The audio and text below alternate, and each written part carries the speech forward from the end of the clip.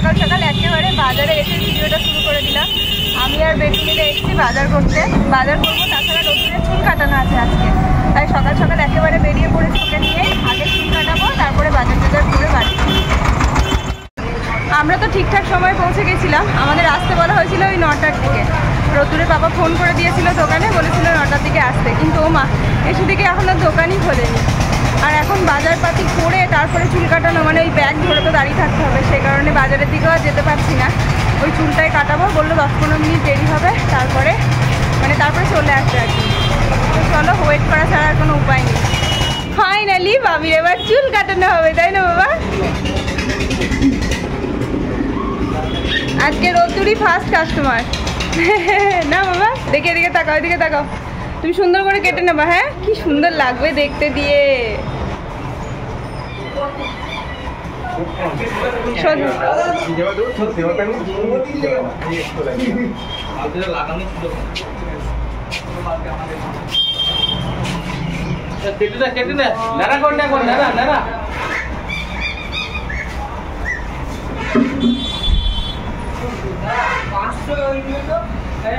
চুল কাটানো ডান। আর ছেলে কয়েকদিন ধরে আইসক্রিম খাবে বায়না করছে, তো ফাইনালি আজকে আইসক্রিম পেয়েছি, আইসক্রিম নিয়ে বাড়ি যাচ্ছি। তো এতগুলো ফ্লেভারের আইসক্রিম আমরা নিয়েছি। আজকে ভিড় কাটিয়ে কখন যে বাজার করে বাড়ি যাবো, একে একে টুকটুক করে বাজার করছি। এখন শুধু ফলটা নেওয়া বাকি আছে, ফলটা নেবো, ডাব নেবো, বাড়ি। জল হবে, মিষ্টি হবে, এমন দাম একটা। কত করে ডাব? আজকে আবার বাড়ি দিয়েছ? এ কি গো, রোজ রেগুলার কাস্টমার? হ্যাঁ, ওইটা কেটে দাও। রেগুলার কাস্টমারের সঙ্গে এত দাম নিলে তো হবে না। দুদিন আগে এক দাম বলছো, আজকে এক দাম বলছো। সেই কোন সকালে মা বেটু মিলে বাজারে গেছি। আজকে কিন্তু রোদ ছিল না, কিন্তু এত গরম, ওরে বাবারে। চুল কাটাতে অনেকটা বেশি সময় লেগে গেল, তারপরে সমস্ত বাজারপাতিগুলো করে বাড়ি আসলাম। আর আমার বেটুর পুরো লুক চেঞ্জ হয়ে গেছে, গরমে এর থেকে ভালো লাগছে। আজকে বাজারপাতি বলতে একটু ফল নিয়েছি। আজকে ডাবের দাম আরও বেশি এর আগের দিনের থেকে। একটা ডাব নিয়েছি, এখানে আঙুর নিয়েছি কিছুটা, আর এখানে রয়েছে খানিকটা সবজিপাতি। মা ছিল তাই একটু লাল শাক নিয়ে এসেছি, ঢেঁড়স আর পটল। এখনই তো বাইরে থেকে এলাম, অনেকক্ষণ যাবৎ ঘোরাঘুরি হয়েছে, প্রচণ্ড গরম তো লাগছেই, কিন্তু সাথে সাথে স্নানও করানো যাচ্ছে না। ওকে আগে স্নান করাতে হবে, কেননা চুল কাটিয়েছি চারিদিকে, মানে গলার চারিপাশটাতে এত বেশি ছোট ছোট চুল। তো ডাবটা আগে খেয়ে নিই, তারপর ওকে স্নান করিয়ে দেবো। আজকের ইয়াম্মি ব্রেকফাস্ট, মা গরম গরম লুচি ভেজে নিয়ে আসলো জাস্ট, আর সাথে রয়েছে আলু আর পনির দিয়ে একটা সুন্দর তরকারি। তানিয়া নানি খাওয়া শুরু করে দিয়েছে। আর আমার পাপা তো আজকে খুশি হয়ে গেছে, তাই না মা? কতদিন পর দিদিন লুচি বানিয়ে দিয়েছে। থালায় কত কি আছে দেখো, বুন্দিয়া, জিলিপি। ওলে বাবালে, তো রোদ্দুর না, আমিও কিন্তু খুশি হয়ে গেছি। রান্না না করে যদি এত সুন্দর একটা থালি পাওয়া যায়, মানে লোকের সামনে এত সুন্দর গরম গরম খাবার।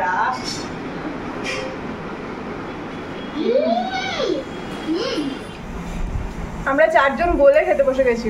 মা এখন খাবে না করছিল, আমরা এসো তো আগে খেয়ে নাও, তারপর অন্য কাজ করবে। থ্যাংক ইউ বলো দুজনকে।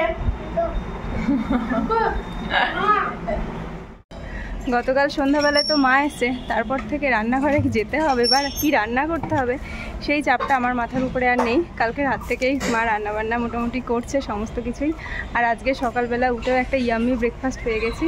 তো তারপরে আর কি, সকালের খাবারটা খেয়ে অনেকগুলো জামাকাপড় ধুয়ে দিয়েছি, সমস্ত জামাকাপড়গুলো, রোদ্দুরের জামাকাপড়, আমার জামাকাপড়, তাছাড়াও আজকে মশারিটাও ধুয়ে দিয়েছি। এখন গরমকাল পড়ে গেছে না, ওই ফ্যান চলছে, পুরো ওই উপরের পোর্শনটা এত বেশি কালো হয়ে যাচ্ছে, মানে তারপরে আর ভাল লাগছে না। তাই মা ছিল বলে, রান্নার চাপ ছিল না বলে মশারিটাও ধুয়ে দিলাম, স্নান টান করে নিয়েছি, একেবারে ফ্রেশ লাগছে।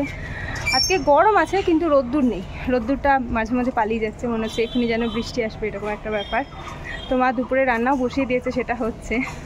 তো আর কি, এখন মা যতক্ষণ থাকবে সেইভাবে রান্নার চাপটা আমার উপরে আর পড়বে না।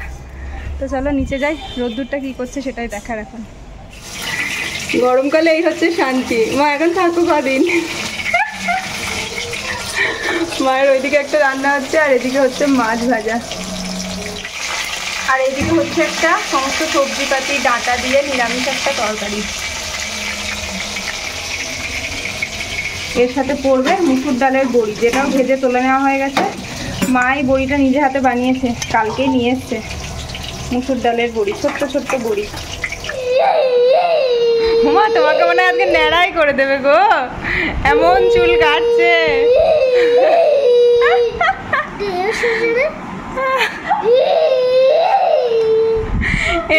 দিদুনকে নেড়ু করে দিবি? হ্যাঁ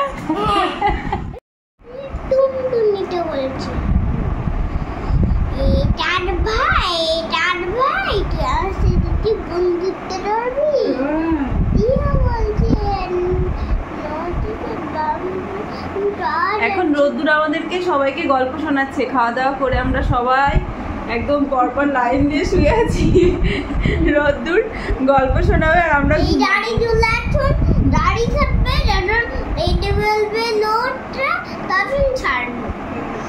আজকে রোদ্দুরের গল্পও শেষ হবে না, আমাদের ঘুমও হবে না আর কি। মানে ও গল্প বলছে তো বলছেই, এক জায়গাতেই বারবার থেমে যাচ্ছে, গল্প শেষ হচ্ছে না। আমার বড় ছেলেটা আবার কেমন করে বেবি হয়ে গেছে দেখো, কথাও বলতে পারছে না, নিজে নিজে উঠতেও পারছে না। ও বেবি, একটু দুধ খেতে হবে তো, ওঠো। ও আবার কাঁদছে বেবিদের মতো, ওঠো ওঠো ওঠো ওঠো ওঠো। কি নকশা দেখো, তোমরাই দেখো নকশা কেমন, বেবিদের মতো এপাশ ওপাশ, মাথায় বালিশ নিয়েছে। দিয়ে তাহলে বেবির মা কোথায় গেছে গো, তোমরা জানো কেউ?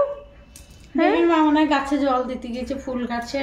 ও কখন আইসে কি জানি, আমাদের কাছে রেখে গেছে। ঠিক আছে, তাহলে বেবিকে তোমরা দেখে রেখে তাহলে দুধটা খাইয়ে দিই গরম করে, গলা শুকিয়ে যাবে তো, দুধটা খেয়ে নাও। এদের দুইজনকে নিয়ে এর সারাদিন অঙ্গি ভঙ্গি চলছে।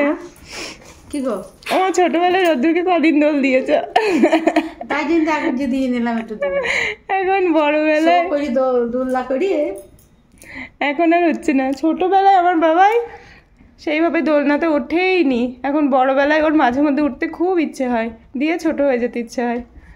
ঠিক আছে, ওলে বাবা বেবি হয়ে গেছে, চলো মাম্মাম চলে এসছে, আছো আছো আছো আছো আছো। আজকে সারাটা দিন তো রান্নাঘরে সেভাবে ঢুকতেই হয়নি, মা সবটা দেখে নিয়েছে, কিন্তু রাতের দিকে একটুখানি রান্নাঘরে এলাম। আজকে রাতের রান্না আমাদের জন্য না, প্রেশার কুকারে রোদ্রের জন্য একটুখানি খাবার বসালাম। কি বলতো, আজকে সকালবেলাকার খাবারটা এত বেশি ইয়াম্মি ছিল আর খিদে পেয়েছিল, তো সকালবেলাকার খাবারটা বেশ আনন্দ করে খেয়েছি।